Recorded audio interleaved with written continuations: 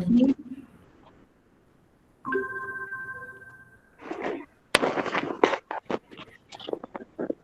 Bom, como eu havia dito, pessoal, na aula anterior, o primeiro assunto que a gente vai trabalhar é a Europa, tá? Gisele, eu vou pedir para você fechar seu microfone, por favor. Professora, Obrigada. fala de novo, por favor. Posso falar, sim. Então, Obrigada. retomando, como eu havia dito na primeira aula, o primeiro assunto que a gente vai trabalhar é a Europa, tá? O continente europeu. Então, para a gente começar essa conversa, eu quero perguntar para vocês: quando vocês ouvem Europa, o que vem à cabeça de vocês? Eu lembro da história do descobrimento do Brasil, né? Tipo, continente europeu, da história do passado, sabe?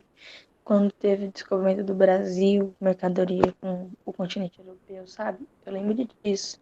É a primeira coisa que eu penso. Tá, legal, Bianca. Então, você lembra desse processo aí dos descobrimentos. A Laura não, perdão, Luísa levantou a mão, pode falar. Então, quando eu falo em Europa, eu penso também nas grandes navegações, como a Bianca falou, por causa da história. Eu lembro também do imperialismo. Eu penso na Europa como um país, como um continente com países bem desenvolvidos, países de primeiro mundo. Eu penso, me faz lembrar também da divisão entre os comunistas e os capitalistas que teve por causa da Rússia Ocidental, Oriental e os países que se juntaram a ela. E basicamente isso. E as guerras. Legal. Deixa eu ver, alguém colocou no chat aqui, ó. O Guilherme, se não for Guilherme, me corrija, tá? Guilherme colocou aqui, pensou, né, em alguns países que vem à cabeça dele quando se ouve Europa, né? Portugal, Espanha, Alemanha, Suíça e alguns outros. Desculpa, gente, eu não sei quem que é o Sidney. É o João Vitor. João Vitor, tá aqui, né? Os europeus que descobriram o Brasil, mas que já existiam povo no Brasil, então, do processo de descobrimento. A Isabela fala que também vem a questão vem à cabeça um pedaço da nossa história, quando se pensa em Portugal. Gente, estou muito contente com o que vocês colocaram aqui, né, que vocês trouxeram, porque a ideia era a gente fazer revisitar alguns pontos realmente, e esses pontos passariam por esse processo das grandes navegações, do descobrimento, e que vai culminar, né, do descobrimento do imperialismo, que vai culminar numa segunda pergunta, né? Na verdade, numa segunda pergunta, que eu vou fazer um pouquinho diferente para vocês. Alguém disse que pensa na questão que são países desenvolvidos, acho que foi a Luísa que falou, são países desenvolvidos, países de primeiro mundo, a gente vai conversar, né, no momento oportuno sobre essa nomenclatura. Mas quando a gente fala de país desenvolvido, uma das características é que são países cuja economia é bem estruturada, né? Então, grosso modo, são países ricos, né? Então, eu queria ouvir de vocês, pensando em tudo isso que vocês falaram, de onde vem a riqueza da Europa? Como a riqueza da Europa começa? Com a produção de cana-de-açúcar, com os negócios do Brasil, que tem a tinta do pau-brasil, a exportação de cana-de-açúcar. Acho que são os primeiros negócios da Europa. Eu acho que, eu não sei, é um chute, mas eu acho que a indústria têxtil e todo aquele negócio das grandes navegações, a exploração, o imperialismo, dominação sobre outros territórios, os conflitos que tiveram na Idade Média, a grande riqueza que levaram de outros lugares para lá, e também o comércio de escravos, eu acho que isso tenha tenha resultado no poder econômico que o continente tem hoje. O João colocou aqui no chat, o ouro que Portugal roubou de nós. Então, mais alguém quer fazer alguma colocação? Ó, o Guilherme também colocou a questão da exportação de café, mas cuidado aí com a exportação de café, né? A gente também tem que fazer um recorte aí, porque, na verdade, a exportação de café, ela trouxe riquezas para o Brasil, né? A ideia do pau-brasil e tudo mais. Para mim são coisas que eles não devem até hoje, assim, entre aspas, porque são coisas que eles acabaram pegando, assim, né, de uma certa forma meio agressiva, e por isso que eles são tão ricos, porque eles pegaram da gente, algumas coisas a gente deu ou emprestou para eles, mas algumas coisas também eles pegaram, então com isso eles acabaram se tornando bem ricos. José, você está sendo um pouquinho bonzinho, né? Que a gente deu ou emprestou. Se a gente pensar no processo de colonização, o território, primeiro tudo aquilo, né? As terras que eles conquistaram não estavam vazias, tinham pessoas ali. Eles invadiram territórios, escravizaram a população original e é como já foi colocado aqui por outros colegas. Eles roubaram, saquearam os territórios que eles dominaram, né? Não foi só no Brasil, foi em todos os nossos vizinhos aqui da América do Sul, da América Central, da África. A África foi, assim, violentada nesse ponto de vista, porque os processos aí de escravidão humana, de se apropriar dos recursos naturais, dessas riquezas que tinham muito valor econômico.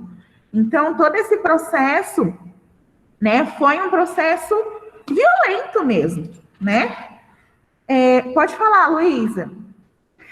O José falou que realmente eles vieram e pegaram as nossas coisas, né? Como todo mundo está dizendo, mas tem muita gente que acredita, tipo, os meus pais acreditam que se não fossem pelos europeus, eles são de linhagem europeia, pelo menos a minha mãe. Por parte da minha mãe, ela acredita que se não fossem os europeus, a gente não teria se desenvolvido. Eu não sei se eu concordo com isso. É uma questão polêmica para mim. Ela diz que se eles não tivessem colonizado, se eles não tivessem chegado a outros continentes, os outros continentes teriam permanecido, a civilização não estaria desorganizada. Mas eu não acredito nisso, porque eu acho que um grande exemplo de civilização antes dos europeus terem todo esse processo de sair navegando, eu acho que foi o povo asteca, né? E os incas, eles tinham uma civilização incrível, assim, e me fascina demais até hoje. E eu acho que talvez, se não fossem pela doutrina da Igreja Católica, por aqui no Brasil também, a gente teria uma cultura totalmente diferente. A gente teria se desenvolvido, sim, mas de uma forma diferente. Isso é importante. É, dona, que eu acho que a gente não precisa nem não devia te pagar nada quando a gente fosse para Portugal. Eu acho que o Brasil poderia, não só o Brasil, como os outros países que você falou, deveriam de entrar de graça em Portugal, deveriam de fazer muitas coisas, tipo, num preço abaixo, sabe? Não deveria pagar para entrar em Portugal, para fazer as coisas em Portugal, porque já que eles pegaram nossas coisas, a gente também tem esse direito, né, de dar uma abusada deles também, né? Mas infelizmente não é assim que o capitalismo funciona, né? Então, realmente, a gente fica com esse sentimento de que eles nos devem algo, mas vai ficar só no sentimento mesmo, né? Olha, o João colocou aqui no chat, eu vou comentar também a fala da Luísa, ó. Eles roubaram o da gente, né? Mas devolveu em forma de dinheiro e em forma de coisas tecnológicas, aí, carros, trem, televisão. Então, já é importante a gente fazer um recorte histórico das coisas, né? De entender os momentos. Esse processo aí, né, das grandes navegações, ela aconteceu entre os séculos XV, XVI e XVII. Essas tecnologias que você tá colocando aqui, ó, por exemplo, os trens. os trens, eles vão chegar no Brasil no período cafeeiro. Nós estamos falando de meados do século XIX em diante. Então, temporalmente, não dá para a gente falar assim que uma coisa compensou a outra, porque muitos anos se passaram entre um fato e o outro. Para que isso, para essa troca de tecnologia acontecer, existiram outros processos envolvidos. Então, não dá para a gente fazer essa leitura aqui de como existisse um sistema de compensação, tá? A respeito do que a Luísa colocou, é muito interessante mesmo você pensar nos povos originais, né? Os maias, os astecas e os incas, né? Nos territórios onde essas sociedades já estavam estabelecidas, uma das marcas que era muito interessante observar era toda a arquitetura. Existiam desenvolvimentos das técnicas arquitetônicas que a Europa ainda desconhecia. E quando os espanhóis chegaram nesses territórios, o que eles fizeram? Eles destruíram, aniquilaram aquilo que eles chegaram e viram, como assim esse povo, né? Porque existia uma visão eurocêntrica, e a gente vai discutir o eurocentrismo aqui, de que os europeus eram superiores aos demais povos do mundo. E quando eles chegaram na América e se depararam com sociedades complexas como essas que a Luísa citou, foi quase que uma ofensa pessoal. E a resposta dos espanhóis foi destruir tudo aquilo que era diferente e que eles sabiam que não tinha na Europa. Então, assim, é muito delicado, né, esse processo, e é um processo, porque o processo colonizador, ele tem esse objetivo, destruir o que existe ali e impor aquilo que o colonizador está trazendo. Então, tem toda essa modificação, sim, social, e a gente não pode falar que se os europeus não tivessem entrado nos territórios que eles colonizaram, que esses lugares não seriam desenvolvidos, né? Ao contrário, talvez fossem mais desenvolvidos do que são hoje. Quando a gente olha para o continente africano, a gente observa um cenário, né? Em alguns países, um cenário de miséria que é resultado desse processo colonizador. Roubaram, retiraram riquezas dali e as pessoas ficaram abandonadas, né? E sem estrutura para construir um país com uma economia forte.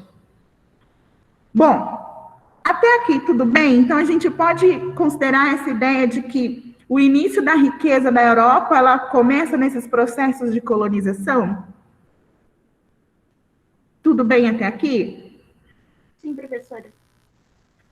Então, agora, acho que vocês viram lá, eu mandei no grupo para vocês o texto que a gente vai usar. Eu vou compartilhar aqui a tela com vocês para a gente ir observando e pontuando algumas coisas, tá bom?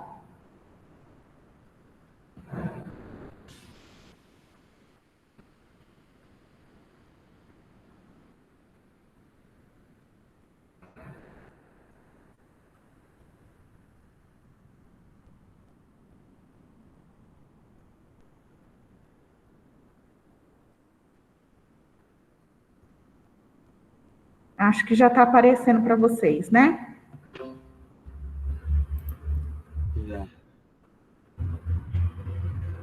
Bom, então o primeiro material que a gente vai trabalhar é esse aqui, né? Oriente e Ocidente, uma invenção europeia.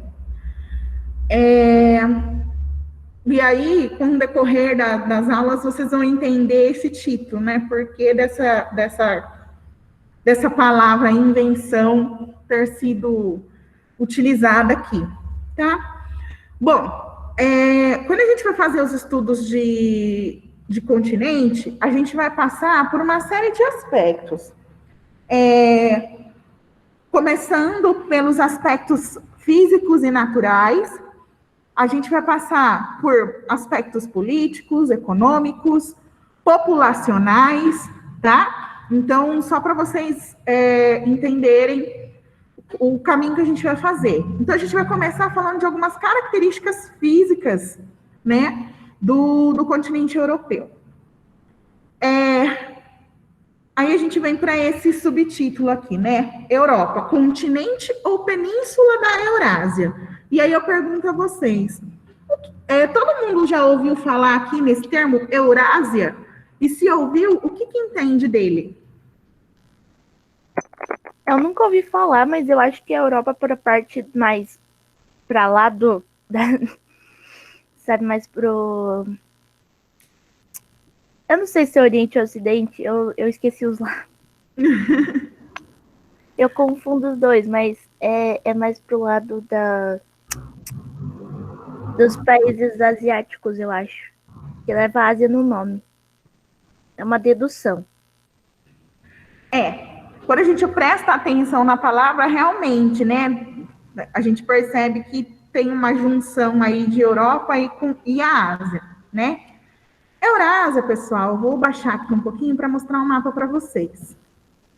Eurásia seria toda essa porção de terra aqui, tá certo? Então, inclui aqui o que a gente chama de Europa e o restante da Ásia. Eurásia, então, é todo esse bloco de terra, tá? E aí, ele brinca lá, né? Continente ou península da Eurásia. E aí a gente volta. Península é uma forma geomorfológica, né? Que é o seguinte: é uma porção de terra que tem ligação com o continente em um dos lados e por todos os outros ela é cercada de água. Então, olha assim, o que a gente chama de Europa, onde eu estou passando a mãozinha aqui, não sei se vocês conseguem ver, essa parte aqui é a parte que está ligada ao continente, certo? O restante, ó, é todo circundado por água. Então, isso é uma península, tá certo? Então, só para vocês entenderem aí o subtítulo. E aí, né, realmente começa afirmando isso, né, que a Europa, na verdade, é uma grande península da Eurásia. Aí, seguindo aqui, né, os montes Urais, mares Negro e Cáspio e Cordilheira do Cáucaso são considerados limites naturais entre a Europa e a Ásia. E aí eu pergunto a vocês, o que é um limite natural?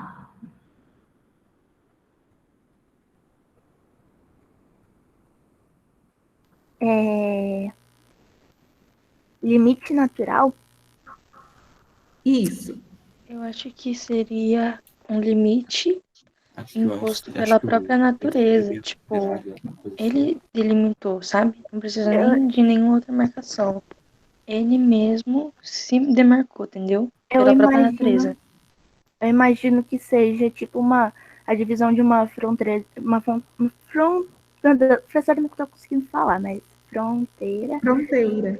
É uma fronteira, uma espécie de fronteira que tenha como referência algum ponto natural, alguma coisa assim, sabe? Algo que a natureza fez e não que o homem desenhou no mapa marinho. Usa alguma montanha como referência, rio ou lago, alguma coisa do tipo. Uhum.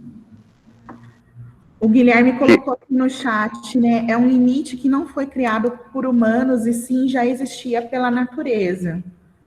Quem mais quer falar?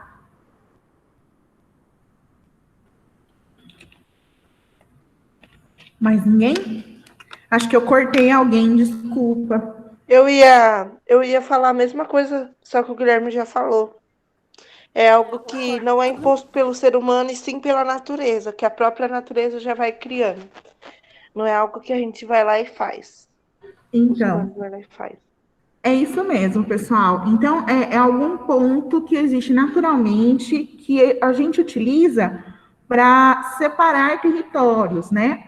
Para a gente demarcar onde começa ou onde termina determinado território. Então, pode ser uma montanha, pode ser um rio, pode ser um lago, um vale, algo que é próprio da natureza daquele lugar e que a gente, por uma questão de organização, se utiliza para separar esses territórios. E aqui, eles colocam, o texto traz para a gente que esses pontos são limites naturais que impediram que os povos que habitam essa península da Eurásia tivessem um contato maior com os povos do restante do continente asiático. Então, vamos lá, ó. Os Montes Urais estão aqui, né? E eles separam a planície da Sibéria dessa planície sarmática. O Mar Negro está aqui, a Cordilheira do Cáucaso está aqui, e aqui o Mar Cáspio. Então, aqui tem uma sequência de obstáculos, um mar, uma cordilheira, outro mar. Isso aqui também dificultava a interação dos povos que estavam nessa região com os povos da península. Então, a gente já começa a ter uma diferenciação cultural, vamos dizer assim, né? Cultural, social, política, por conta da falta da interação dos povos dessas duas regiões. Tá? Então, naturalmente isso aconteceu. Porque, assim, hoje a gente tem como transpor, né? Existem meios de transporte que facilitam a gente passar por esses lugares.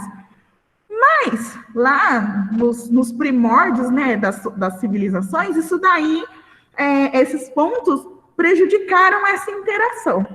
Tá certo? Até aqui, tudo bem, gente? Estou entendendo. Muito bom. Até agora tá dando para entender. Beleza. Então, vamos continuar aqui, né? Aí, vamos pegar outros aspectos, né? Pensando aí no aspecto histórico, no político e social, a Europa é considerada um continente devido a fatores aí que fazem com que ela seja diferente, tanto do conjunto que eles teriam ali com a Ásia, né? Eles são diferentes do restante da Ásia. Pensando aí do ponto de vista histórico, né, nesses três aspectos, histórico, político e social, foi na Europa que aconteceram fatos marcantes da história da humanidade e que refletiram na organização, né, de outros países. E aí aqui o texto traz alguns exemplos para a gente pensar. A democracia grega, né? É dela que se origina o conceito de democracia que a gente tem hoje aqui, dessa ideia do poder emana do povo. Então, isso nasceu na Grécia. O direito romano, né? Então, a gente está falando de um dos impérios mais poderosos que existiram na Terra, né? E essa estrutura que foi criada por eles, lá também na Europa. O renascimento cultural e artístico, né? Vocês já estudaram isso em história. Então, o Renascimento também é um marco, né, que muda a maneira das pessoas, né, enxergarem determinadas coisas e, enfim, é um movimento que é muito significativo. O surgimento do capitalismo, né, ele surge na Europa também e ele se consolida como um modelo seguido pela grande maioria dos países do mundo até hoje, né? A gente tem pequenas exceções aí que não adotam o capitalismo, e aí a gente vai pôr um monte de aspas, né, na verdade. Quando a gente for estudar a Ásia, a gente for falar da China, a gente vai ver que existe aí alguns contrapontos, mas o capitalismo é predominante no mundo como um todo. A Revolução Industrial. A Revolução Industrial, ela acontece lá na Inglaterra, meados do século XVIII, e essa transformação mudou a maneira como o mundo todo produz, né, aquilo que a humanidade precisa para sobreviver, né? Então, mudaram os processos de produção, mudaram as relações de trabalho a partir desse surgimento, né, desse fato da Revolução Industrial. Isso pensando na primeira, né? A gente teve outras revoluções. A gente tem também a Revolução Francesa, que também nos traz, né, serve de modelo político, que a gente se apropria até hoje, né? Outros países, né, não só a França, mas outros países do mundo, também se inspiraram nesse modelo, né, de igualdade, fraternidade, e a outro nome eu esqueci, desculpa. É tão uma coisa que a gente fala tudo, fala sempre e fugiu o terceiro ponto.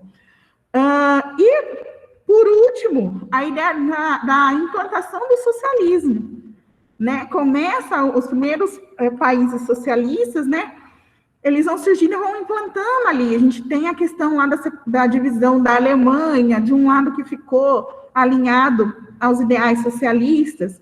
Então, assim, todos esses fatos são fatos que reverberaram ações em outros países, né? E por isso, por essa importância histórica, política e social, é que a gente passa a tratar a Europa como um continente.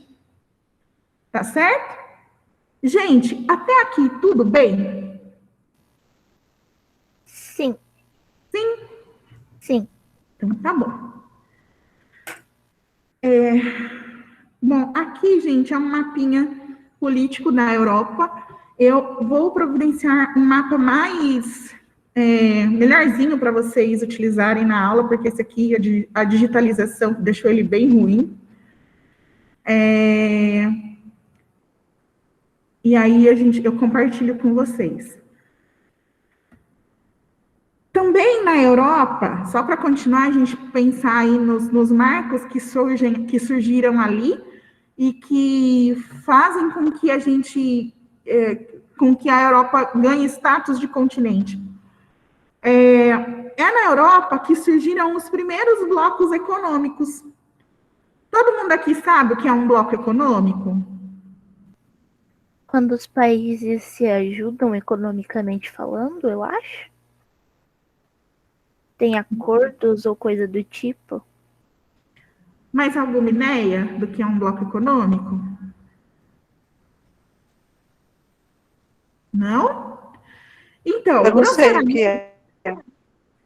Grosseiramente, gente, um bloco econômico é um acordo, né, um grande acordo entre um grupo de países para facilitar as relações comerciais entre eles, né?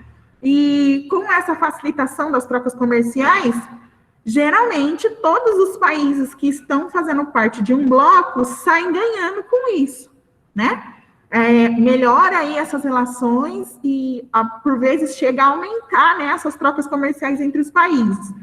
Por exemplo, né, o Brasil faz parte do acordo chamado Mercosul, né? Então, dentro do Mercosul, nós temos relações aí importantes com os outros membros para facilitar o comércio entre esses países. Então, essa é uma ideia que surgiu na Europa, né?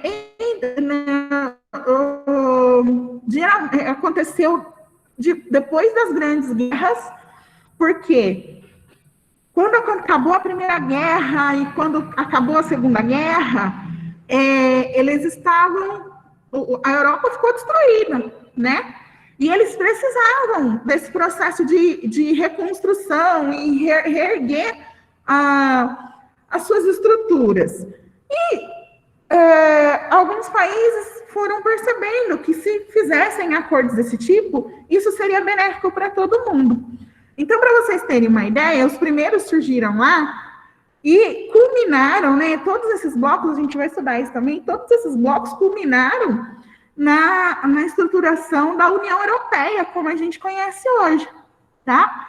Então, essa ideia desses acordos econômicos para uma ajuda mútua surge na Europa também, e também essa ideia é copiada por outros países em outras regiões do mundo, tá? Também é importante a gente entender que tem dentro da Europa, quando a gente fala também nos fins das grandes guerras, existiram aí algumas mudanças territoriais, né? Mudança de fronteira, porque em guerra a gente geralmente geralmente as guerras se originam por conta de território, né? Em busca aí de alçar territórios novos, agregar terras. Então, depois desses conflitos, existiu aí uma mudança em algumas fronteiras, até o texto usa o termo uma dança das fronteiras, porque ora um território é de uma pessoa, daquele mesmo território passa a ser de outro, então dá uma mudada. E, na verdade, essa mudança de fronteiras ela vai além desse processo das duas grandes guerras, porque lá em 1991, quando acaba a Guerra Fria e a União Soviética é dissolvida, existem também, né, outros países que se tornam independentes, a movimentos separatistas, e também dá uma mudada nas fronteiras da Europa, tá certo? Mas isso a gente também vai conversar com bastante calma. Gente, até aqui, tudo bem? Agora sim. Então, ó, são 8h12, a gente vai parar por aqui hoje, tá certo? Como eu disse, esse texto já está lá no grupo, vocês podem dar uma lida com calma, tá? E aí, a próxima aula, a gente vai continuar daqui onde a gente parou, tá bom? Eu vou parar a gravação agora, e aí eu vou refazer a chamada, tá bom? Tá bom. Ô, professor, uma pergunta antes. Sim. Tem como a gente ter acesso à gravação da aula para reassistir alguma coisa assim, ou... Tem sim, Luísa. Eu vou postar todas as aulas no meu canal no YouTube, por isso que eu compartilhei o link com vocês, tá? Tá bom. Então, assim, talvez eu não consiga postar no mesmo dia. Por exemplo, as de ontem, eu não sei o que aconteceu com o sistema do Google, que eu só recebi as aulas agora de manhã, as gravações agora de manhã. Então, hoje eu vou postar as aulas de ontem. Então, assim que eu receber as gravações, eu já vou colocar no canal e vai estar identificada a data da aula, a turma, tudo direitinho para que vocês possam ir lá no canal e assistir e rever a aula quando vocês quiserem. Tá bom? Certo. Então, eu vou interromper agora aqui.